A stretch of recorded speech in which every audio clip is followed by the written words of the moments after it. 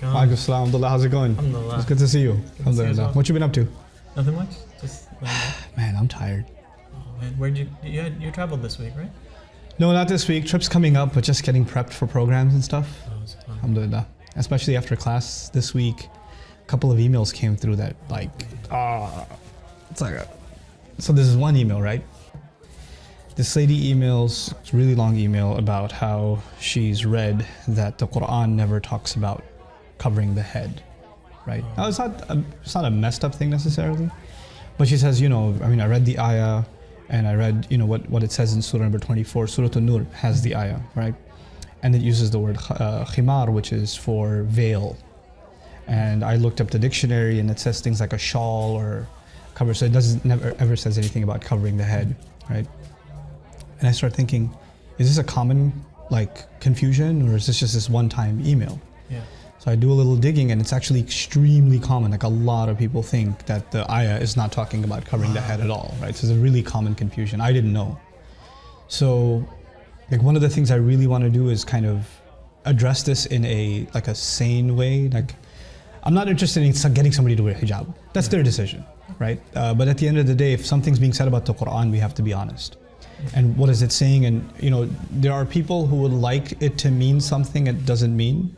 And then there are people who are genuinely, they just don't know any better and they're confused about the subject. And I'd like to assume that anybody who has this confusion, they just don't know any better, or whatever they read convinced them of this. I don't like to think that they're they mean evil or they're trying to Have an agenda. Have an agenda or a misguided opinion or whatever. So the cool thing about Arabic, right, is that for covering the head, just covering the head, there's 9 different words. Wow. And one of them is khimar, right? So you have, miqna'a and mighfar, and there's all these bunch of words. And that depends on if it covers the head and if it's up to here, if it's up to here, if it's up to here, depending on the length, each has its own kind of meaning. And in Old Arabic, the word khimar, which is used in the Quran, now, you and I know commonly we use the word hijab. Yeah. Hijab is actually not a word for head cover. It's actually a word for barrier. Like a wall could be a hijab. A curtain could be a hijab. Okay, so it just kind of got coined as hijab, but that's not the word in the Quran, nor the Arabs ever used it like that.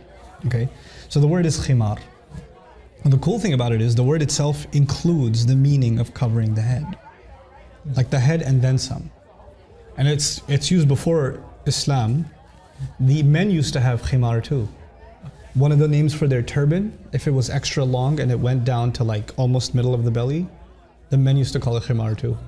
And then it's so cool. The women had different fashions or whatever.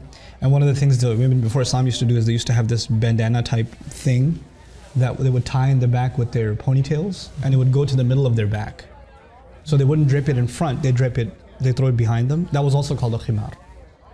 Now the Quran says they should take their khimar and throw it in front of them, before their chests. In other words, the only difference is keep the khimar, but just use it. The head cover is already included in the meaning, just use it to cover the front also, right? And it should be a certain length. That's the meaning. And somebody argues no, but the word khimar, it just means shawl, it doesn't mean head cover, whatever. It's really cool. Are you familiar with the word khamr? You know what that means? Is that alcohol? Alcohol, Yeah. wine. You know why it's called khamr? No. Because it messes with your head. Khamara blocks your judgment. Khamara literally means to cover, and it's called khamar because it messes with your mind. It creates a block in your mind. It's almost as though your head is covered up with something when you take khamr. It's part of the meaning of the word. We're not even talking about the Islamic meaning. We're talking about Arabic itself. Back in the day, they'd see some horses are funny colors, from the neck onwards it's white and the rest of it's brown or something like that. They would say that horse is mutakhammir. It's like it has a khimar on. So, how are you going to explain that as the horses don't have shawls on? Yeah. It's just the length. It's just a length, and it's covering its head, and it's up to its neck and all the way down. So that's why they're calling it a khimar. So it's already in the language, but it's so unfortunate that when they say, okay, they should draw their veils over their chest. That's what some translations say, draw the veils over the chest. Well, a veil could be a shawl, it could be any kind of cloth. And it doesn't really include head covering, right?